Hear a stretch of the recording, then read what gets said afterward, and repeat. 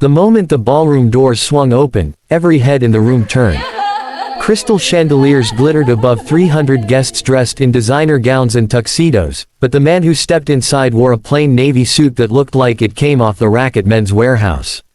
His tie was slightly crooked, his shoes scuffed at the toes, and his dark hair had one stubborn cowlick that refused to lie flat. Sarah Thompson, his wife of 7 years, felt heat rush to her cheeks. She forced a smile while whispering through clenched teeth, "Jake, you promised you'd wear the Armani I laid out." Jake Thompson just gave her that same easy shrug he always did and said, "This one's comfortable, babe." Sarah's mother, Diane, didn't bother whispering. She let out a sharp laugh that cut through the string quartet. "He looks like the guy who parks the cars," she announced loud enough for the nearby tables to hear. Sarah's sister, Lauren, snorted into her champagne. "Seriously, Sarah, did you pick him up at a bus stop?" The laughter rippled outward like a wave. Phones came out. Someone started recording. Jake walked straight to the head table where the birthday banner read, "Happy 35th, Jake Thompson." In gold foil letters. He kissed Sarah on the cheek, completely unfazed, and took his seat. The MC, a local news anchor hired for the night, cleared his throat and began the program.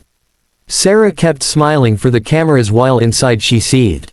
She had spent 6 months planning this party to impress her country club friends, and her own husband had shown up looking like a high school substitute teacher.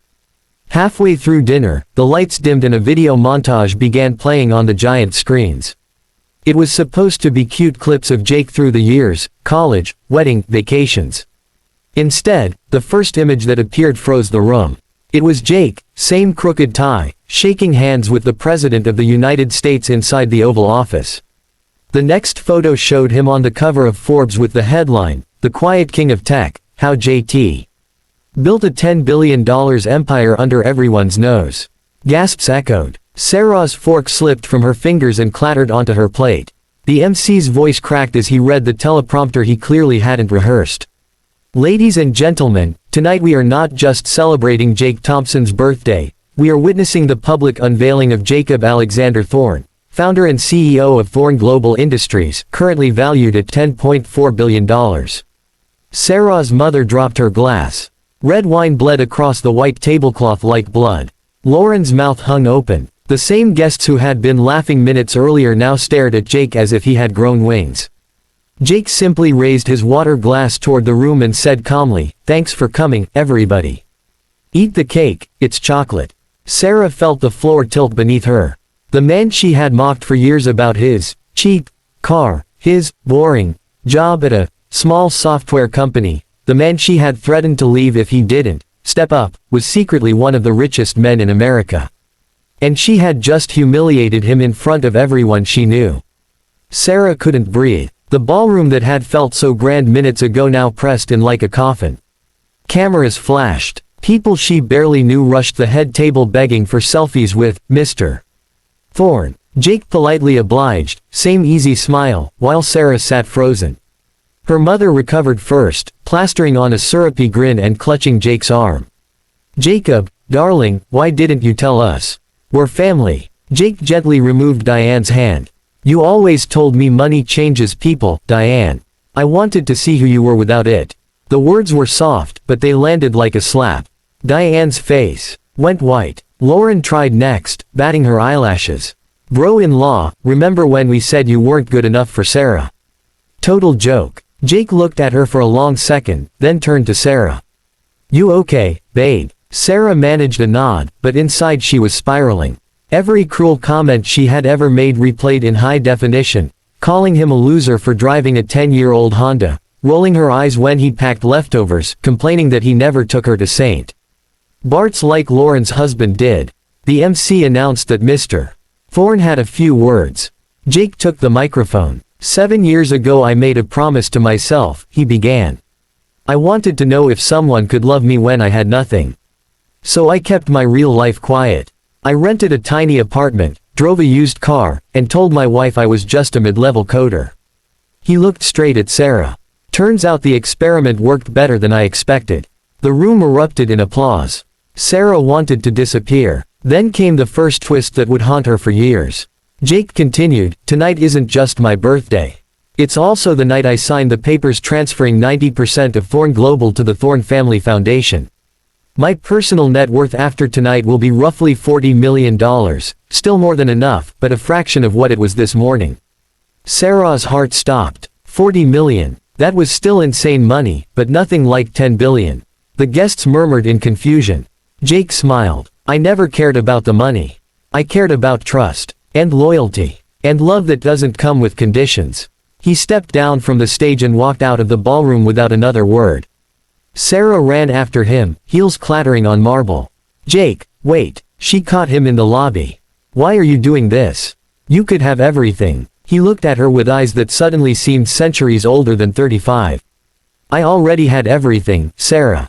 Then I watched my wife and her family laugh at me on the night they were supposed to celebrate me. I think the experiment is over. He handed her a thick envelope. Divorce papers. You'll be very comfortable. The house is yours, no mortgage. There's a trust fund for any children we might have had. I wish you the best. Then he walked out into the night, climbed into that same old Honda, and drove away while paparazzi cameras flashed like lightning. 3 months later, Sarah sat alone in the 5-bedroom mansion that now felt like a museum. The settlement had been obscenely generous, $85 million, the house, cars, jewelry, but every dollar felt radioactive. Her mother and sister called daily begging for loans. Country club friends who once fawned over her now whispered behind her back, she mocked a billionaire and lost him in one night. Sarah couldn't sleep. She kept replaying Jake's words, I wanted to see who you were without it. She started digging. What she found shattered her world a second time. Jake hadn't just hidden money. He had hidden an entire life.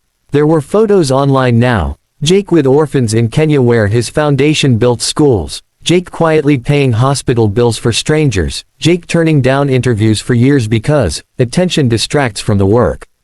Reporters called him the anti-billionaire. And then came the biggest twist of all. Sarah discovered that 6 months before the party, Jake had been diagnosed with a rare heart condition. Doctors gave him 5 to 10 years. That was why he decided to give away almost everything now, while he could still oversee where it went. He hadn't told her because, in his words from a leaked email to his lawyer, I didn't want pity to be the reason she stayed. Sarah felt her soul crack open. The man she had called boring had been quietly saving the world while she complained about first-class seats. She drove to the small apartment he now rented downtown. Yes, the same man worth billions again through new investments lived in a one-bedroom with second-hand furniture. She banged on the door at 2 a.m. crying. When he opened it, he looked thinner, tired, but still had that same calm expression. Sarah, it's late. She fell to her knees in the hallway. I was wrong about everything. I didn't know about your heart. I didn't know about the kids in Africa. I didn't know you. Please, give me a chance to know you now. Jake helped her up gently. I'm not the same man you married, Sarah. And you're not the same woman I fell in love with. That woman died the night she laughed at me in front of 300 people. He closed the door softly. The click of the lock echoed like a gunshot. 1 year later, Sarah stood in the back of a packed auditorium in Atlanta. She had lost 30 pounds, cut her hair short, and wore no makeup. Nobody recognized the former socialite. On stage, Jake, now openly Jacob Thorne, was announcing the largest single donation to children's hospitals in American history, $2 billion. The crowd gave him a standing ovation that lasted 5 full minutes. Sarah had spent the year volunteering incognito at one of the hospitals his foundation supported. She changed bedpans, read to sick kids, and learned what real humility felt like. She sold the mansion, donated most of the money anonymously through Jake's foundation, and kept only enough to live simply. After the ceremony, reporters swarmed Jake. One asked, Mr. Thorne, people want to know if you're seeing anyone. Jake smiled, that same easy smile, and said, I was married once to a woman who taught me the true value of money. I hope she's happy now. Sarah waited until the crowd thinned. She walked up to him holding a small box. Hi, Jake. He froze when he saw her. She opened the box. Inside was the crooked tie he had worn to his birthday party. I had it cleaned, she said, voice shaking. I've been carrying it for a year to remind myself every day what kind of person I became, and what kind I want to be. Jake looked at the tie, then at her. For the first time in a year, his eyes softened. How are the kids on the cancer ward? He asked quietly. They miss Miss Sarah when she's not there, she answered. Tears rolled down her cheeks. He reached out and took the tie, fingers brushing hers. Some experiments, he said, deserve a second trial. He didn't smile, but something in his face shifted, like sunrise after the longest night. They walked out together into the Georgia evening, two people who had lost everything and found something far more valuable on the other side. Behind them, the auditorium lights dimmed, and the tie, the same ugly, cheap, perfect tie, went into his pocket like a promise.